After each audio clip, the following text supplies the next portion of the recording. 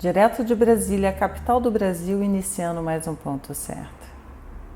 Hoje nós vamos conversar com uma mulher fantástica, cuja musicalidade sai das suas mãos.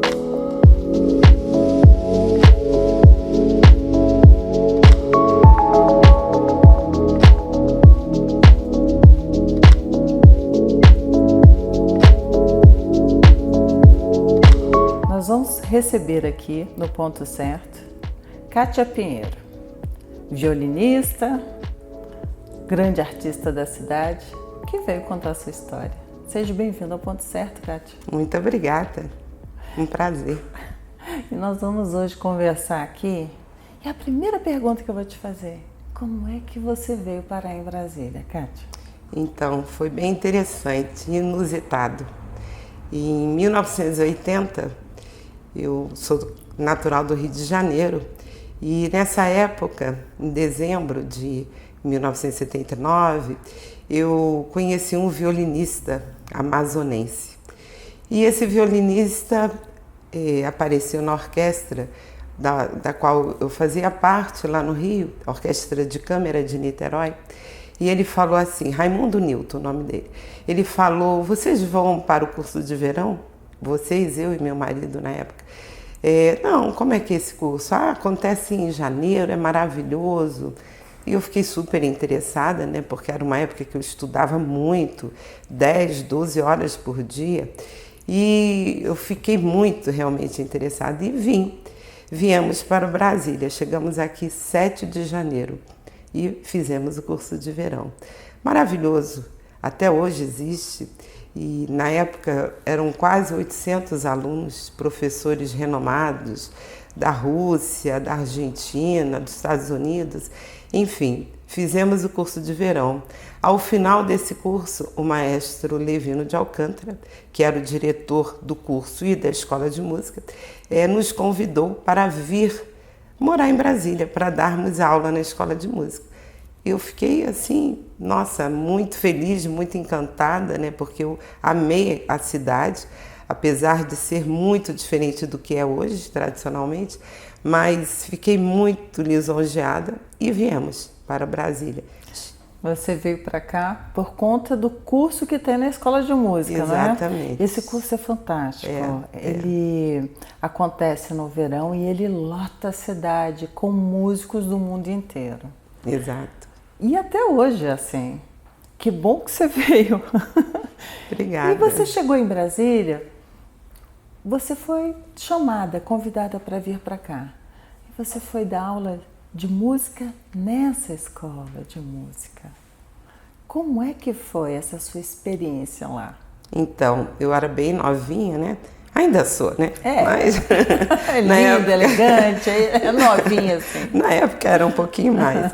E aí vim e chegamos aqui em março e comecei a dar aula. Era muito engraçado porque no início, eu lembro muito bem, na primeira semana, eu estava dentro da sala e os alunos que vinham até nós, era diferente das matérias tradicionais, onde tem uma turma, né? Então eu estava dentro da sala e de repente a secretária da escola chegou e falou assim, Kátia, o que está acontecendo? Eu falei, nada, eu estou aqui, mas não vem nenhum aluno. Os alunos estão indo na secretaria dizendo que não tem nenhum professor na sala. Eu falei, não, eu estou aqui. Daqui a pouco ela veio com os alunos. Não, essa moça estava aqui, mas eu estou esperando o professor. Eu era tão nova que eles achavam que eu era uma aluna esperando o professor. Eu falei, não, eu sou a professora. Eles ficavam espantados, foi muito engraçado. Que legal isso, hein? Muito. Kátia, como é que você foi parar na Orquestra Sinfônica do Teatro Nacional? Então, eu digo sempre que eu sou muito abençoada e tive muita sorte a vida toda, né? Porque eu vivo da minha arte, sempre vivi. Tentei outras trilhas também, mas nunca deu muito certo, né? Sempre o chamado era voltar para o violino. E em maio desse ano de 1980, o maestro Cláudio Santoro tinha recém-chegado da Alemanha e compositor, né, amazonense, e ele nos convidou para participar da fundação da orquestra. E aí eu ingressei na orquestra. Ingressei, fui ficando, depois no decorrer do tempo, vários concursos internos aconteceram, eu fui, fiz vários e houve troca de maestro por conta de política também. E, enfim, durante essa trilha toda eu virei concertina, depois Spala. Agora você vai explicar para quem nos assiste como é essa organização da orquestra, para saber exatamente sobre o que você está falando, qual é essa importância e esse crescimento, vamos dizer assim, dentro de uma escala de hierarquia que tem uma orquestra. Isso. Então, a orquestra ela é formada por vários naipes. Tem um naipe das cordas, que é formado pelo primeiro, segundo violino, viola, violoncelo e contrabaixo. Naipe das madeiras, que é formada por flauta, flauta transversa, clarineta, oboé, fagote, contrafagote. Naipe dos metais, formado por trompetes, trompa, trombone, tuba, por aí vai. Naipe da percussão, formado por instrumentos percursivos, né? E cordas dedilhadas, formado por harpa também. A harpa muitas vezes tem piano, com repetição, enfim. A orquestra ela é uma grande família. E em cada naipe existe o seu líder, o seu chefe, o chefe de naipe, digamos assim. E no naipe dos primeiros violinos existe o Spala. Ele é o chefe da orquestra como um todo. O cabeça da orquestra é o maestro. O Spala é costas ou ombro em italiano. É a segunda pessoa mais importante da orquestra. Ele que é o capitão do time, digamos. Ele que faz o link dos músicos para com o maestro. Ele, assim, de alguma forma organiza. Ele é uma pessoa que concilia, sabe? É uma figura muito importante dentro da orquestra, né? Eu nunca pensei que um dia fosse ser Spala. Nem nunca sonhei com isso, na verdade. Mas a vida vai levando, né? E assim, as coisas vão fluindo e é isso, aconteceu. E o talento também, a competência. É um conjunto de coisas. Não pode esquecer disso. Né? Eu sempre fui muito dedicada, sempre estudei muito, né? Então, vim de uma família de músicos, né? Meu pai era cantor de ópera do Teatro Municipal do Rio, sou neta de pianista que esteve junto com Chiquinha Gonzaga no Rio de Janeiro. Então tem uma veia musical muito forte na família.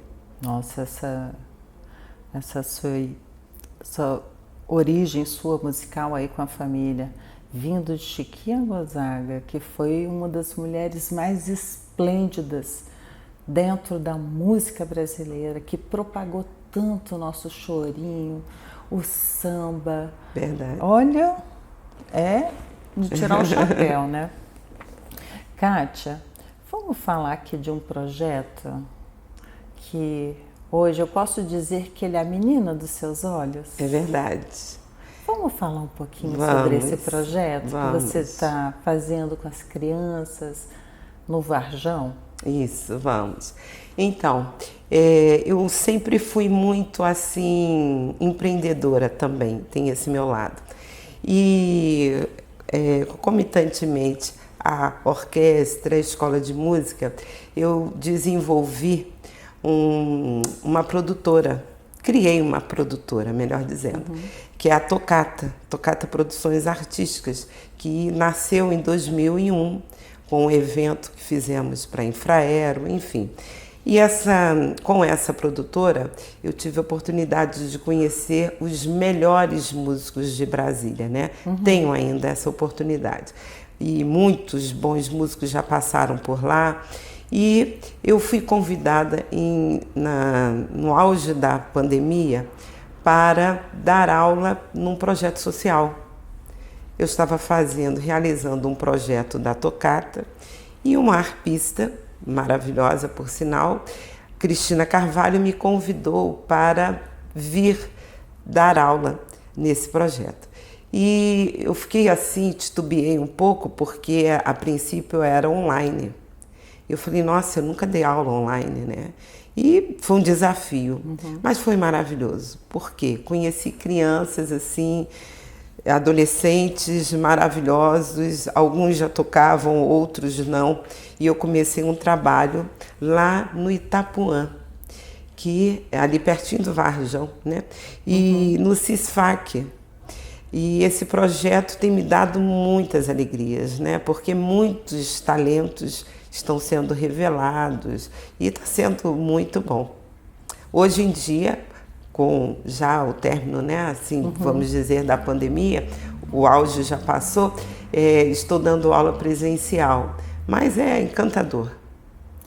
As crianças têm qual idade, Kátia? Então, os meus alunos, de 9 a 15 anos.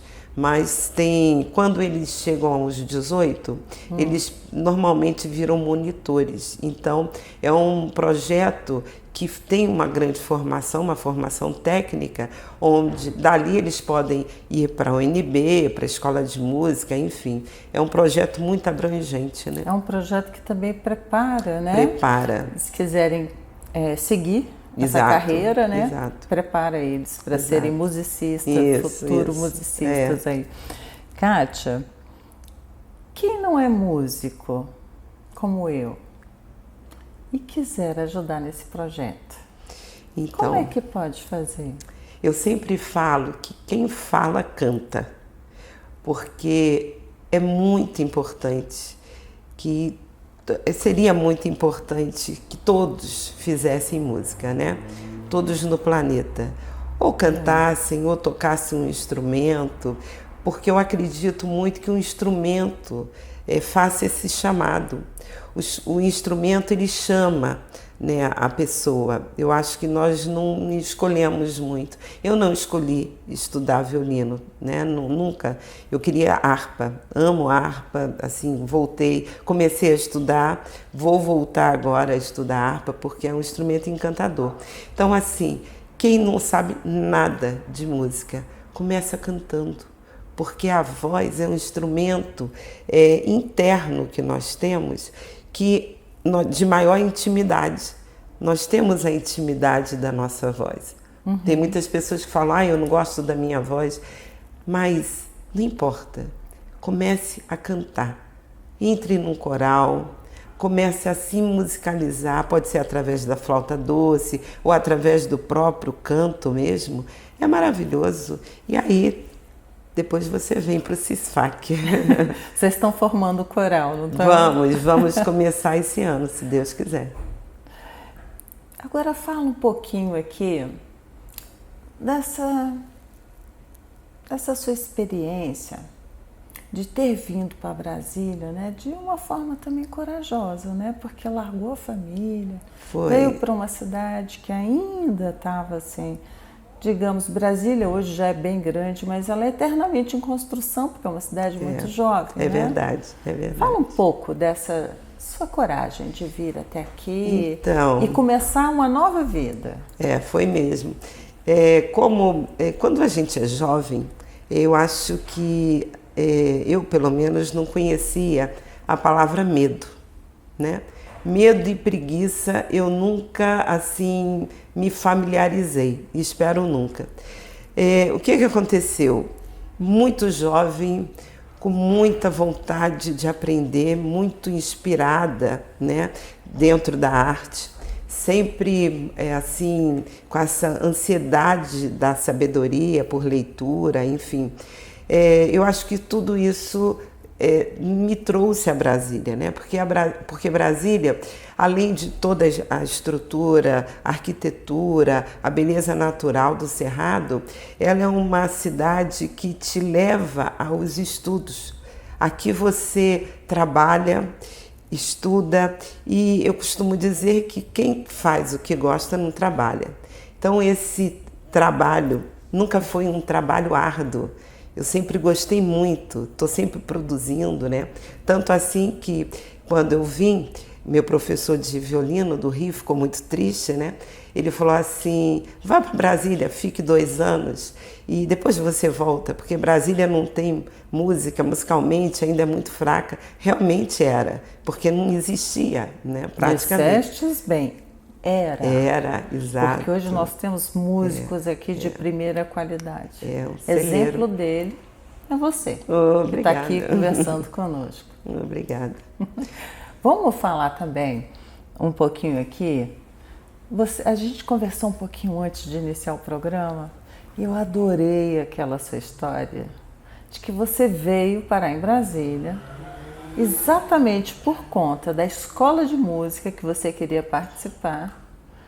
Nessa escola você ganhou um prêmio. Conta essa história assim, um pedacinho para quem nos assiste. Então, para ver o tanto que a mulher também é tolhida muitas vezes. É verdade.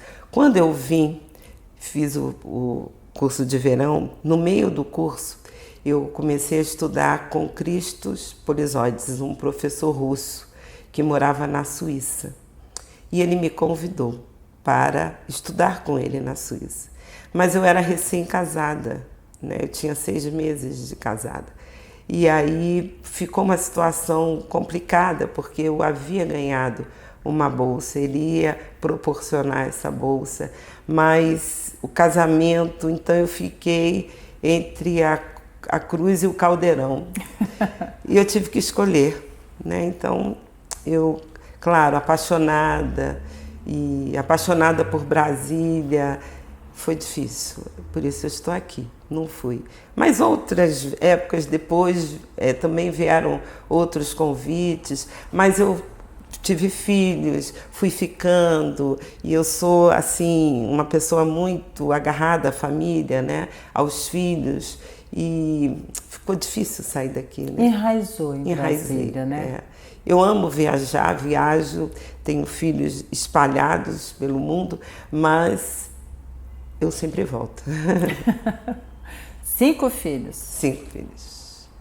Cada um na sua profissão? Cada um na sua profissão. Alguém seguiu a música? Seguiu. Eu tenho uma filha que mora em San Diego, na Califórnia, ela é professora.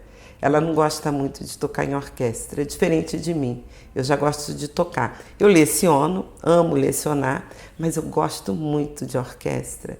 E em 2015, quando eu me aposentei da orquestra, eu viajei um pouco. Na volta, eu montei, com o maestro Airan Souza, a OBA, Orquestra Brasileira de Arte, Cultura e História. E que vem daquela musiquinha Oba, oba, oba. Essa é o nosso tema mesmo. Mas essa orquestra, ela é especialista em música barroca. Usamos roupas de época, tocamos muito barroco, fizemos vários concertos em 2017 no Santuário Dom Bosco. Um ano depois fomos convidados para tocar no Dimena Center em Nova York. Fizemos alguns concertos por lá, foi muito bom. Então, assim, a música e eu é uma coisa só, né? É uma simbiose. Simbiose, exato. É bom demais. Mas eu vou querer ainda fazer uma entrevista com a Oba. Vai ser um prazer. Oba! Vamos fazer uma entrevista com a Oba. Bacana, vai ser muito bom. Kátia, o ponto certo, ele está chegando ao finalzinho. E eu gostaria que você desse uma mensagem para quem nos assiste, uma mulher que agora, neste momento, nos assiste, que goste da música, que seja uma musicista. O que você falaria para ela? Então, nós mulheres, é sempre muito bom ouvir quando uma outra colega, amiga, fala como eu tenho ouvido. Nós tínhamos a fama de sermos competidoras, mas hoje não. Nós temos a consciência de que unidas nós somos mais, nós somos assim uma força intransponível. Então, assim, vamos cada vez mais nos unirmos, vamos tirar dúvidas entre nós, vamos estar alinhadas com o tempo, com o momento, mas sempre dentro da nossa feminilidade, porque é isso que nos faz ser mulher, né? Então, esse é meu momento aqui no ponto certo. Obrigada, Eu que Kátia. agradeço. Mas olha, nós vamos encerrar o ponto certo hoje, mas é com você tocando, porque é um presente para você que nos assiste. Ouvir essa musicista de primeira linha da Orquestra Sinfônica de Brasília tocando para nós. Até a próxima semana.